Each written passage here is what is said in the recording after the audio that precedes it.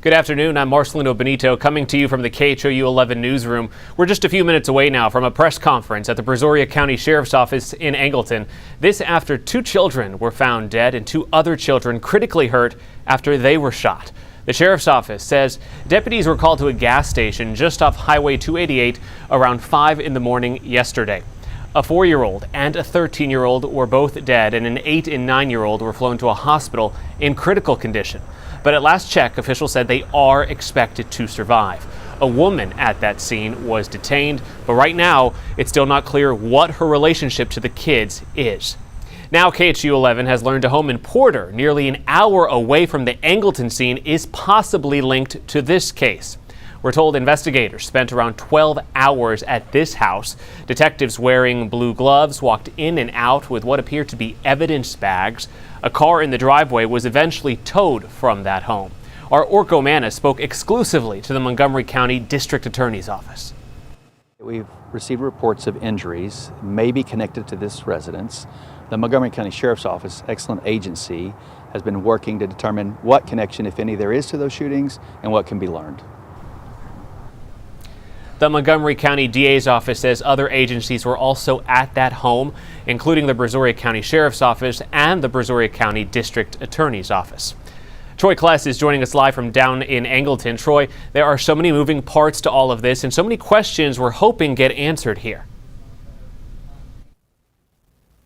Yeah, that's exactly right, Marcelino. In just a couple minutes, we're expected to hear from the Brazoria County Sheriff, Bo Stallman, and just get the latest on what exactly is happening. Like you said, there are several details that we're still waiting to learn. Again, what we know right now, like you mentioned, that shooting happening, again, early on Saturday morning, but then when the victims were found at a gas station off of 288 yesterday morning, again, 2 had died and 2 were now stable in the hospital. And so we're hoping to, get the latest on the 2 surviving kids' conditions and also just more details about the connection between a woman that was detained there at the scene and, again, just trying to connect all these moving pieces right now. Again, as you mentioned, there was a home in Porter searched yesterday evening that the Montgomery County District Attorney's Office says may be connected to the scene, but again, what exact connection there is there, we are still waiting to find out right now. So again, we're expecting to hear from the sheriff in just a couple of minutes here. So that's what we know right now. We did speak to some people that arrived to the scene at the Shell gas station yesterday that said that this was a tragic shooting, and again, just said that nothing like this happens in the community of Angleton. So again, hoping that the community will get some answers right now as to who is involved, what is the relationship between the kids and also the woman that was detained at the moment. So again, that is what we know at the moment, but we are still hoping to learn more exactly about what's going on. Marcelino? Troy, I do have a quick question for you as we wait for this press conference to get underway. You mentioned that you did speak to folks out there at that scene yesterday at that gas station. Can you give us a sense of how the wider community is feeling, those folks you talked to, how they're responding to a tragedy of this scale? We're talking about children here.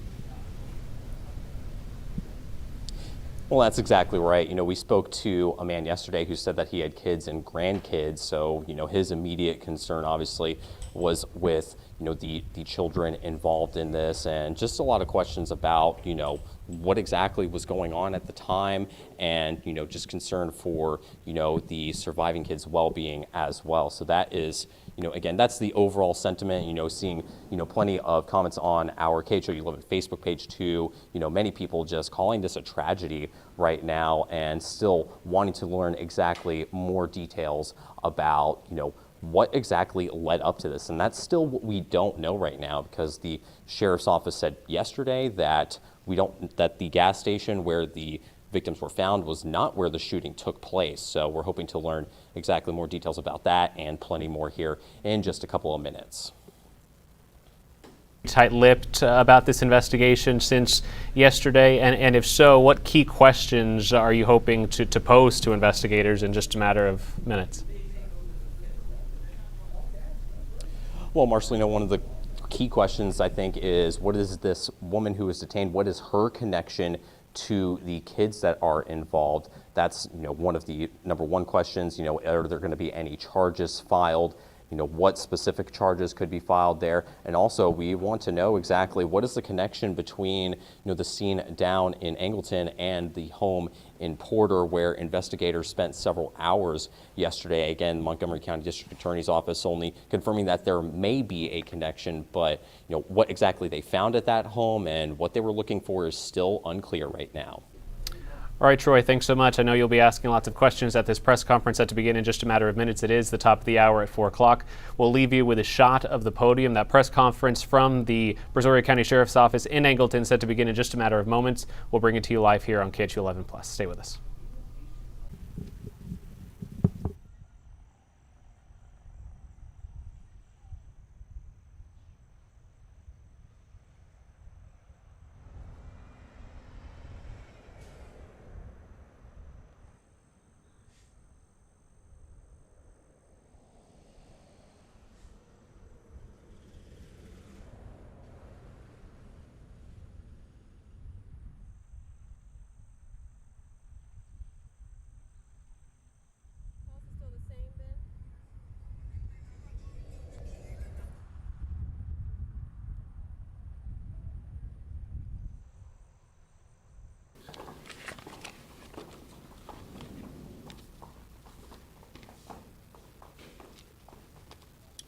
Good. Yesterday, Brazoria County deputies responded to an unthinkable, unimaginable tragedy. This event has shaken our community, and we are all feeling the loss. While this remains an active investigation, I do want to share what details with you that I can at this point. Evidence indicates that the driver of the vehicle identifies as a 31-year-old Oninda Romulus. She's the mother of the 4 children involved. All 4 children have sustained gunshot wounds. Sadly, a 13-year-old boy and a 3-year-old girl did not survive. We are thankful to report that an 8-year-old boy and a 9-year-old girl are now in stable condition. We believe that the evidence shows that this tragedy has occurred inside of the vehicle and that Romulus, the mother of the children, is the shooter. At 4:48 a.m. yesterday, Romulus called the Brazoria County Sheriff's Office. When deputies arrived, they immediately began providing lifesaver measures to each children until medical help could arrive. The 2 surviving children were life flighted into a Houston area hospital where they remain in stable condition. Romulus was later arrested and charged with 2 counts of murder and 2 counts of aggravated assault with a deadly weapon, with a total bond set at $14 million. Romulus is a current resident of the Montgomery County here in Texas, where Sheriff Wesley Doolittle is the sheriff there of Montgomery County, and he is here with us today. His office has assisted us with investigative tasks that have taken place there in Montgomery County. Our investigators, along with responding agencies, continue to collect and analyze evidence in this case, in this ongoing investigation. I also want to thank the people of Brazoria County and our surrounding communities. The prayers, the messages and support shown for these children, and also for the first responders involved in this, mean more to us than what words can express. It is impossible to make sense of a senseless tragedy like this, but we will do everything we can to seek justice for these children. I will now open this up for a few questions. However, before I do want to be clear that there are still many details that cannot be released at this point, okay? So, do you have any questions? Yes, ma'am. J1 with KPRC. I was wondering if you happen to know exactly the location where the shooting took place? Again, that is part of the ongoing investigation that we're still looking into. So, You mentioned that she called 911. Can you just explain a little bit more about that? At what point did that happen? At what point did what happen? She called, yes, she called 911. I believe the time was what, 4:48 a.m., is that what it said? Yeah. Well, yes. So can you? What did she say exactly when she called?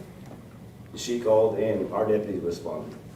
She called and she gave us information that we need to come to her location. We didn't know exactly what we were responding to at the time.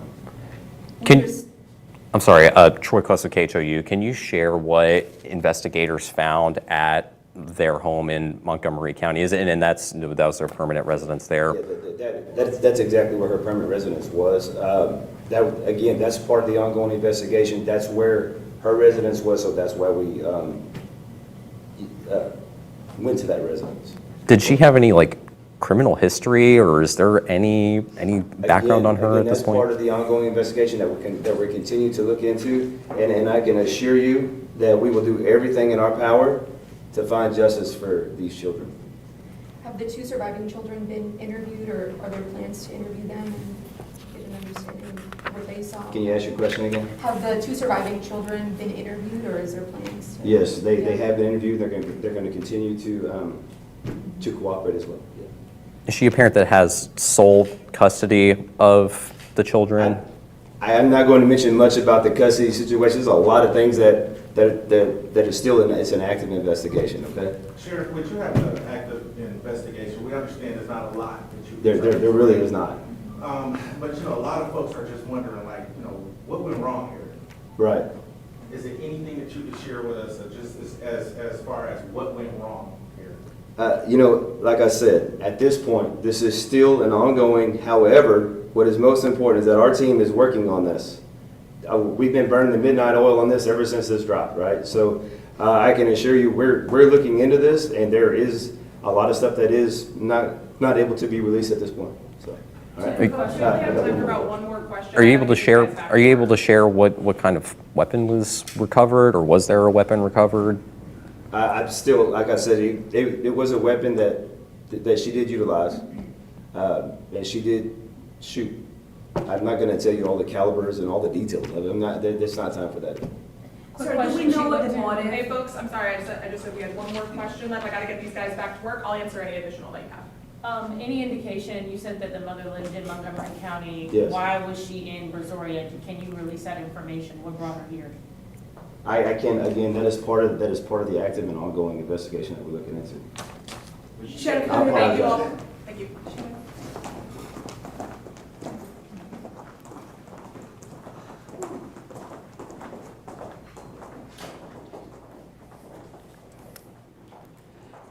Folks, I really appreciate you all coming down here, and I know we're not able to release a lot of information at this point. There's a lot of things that we can't speculate on as part of a criminal matter, but I just really appreciate you being down here. If you'd like, I'd be able to answer any of your questions, and I'll make sure to get that stuff in our release. One question. Yes. What can you share with us today that we didn't?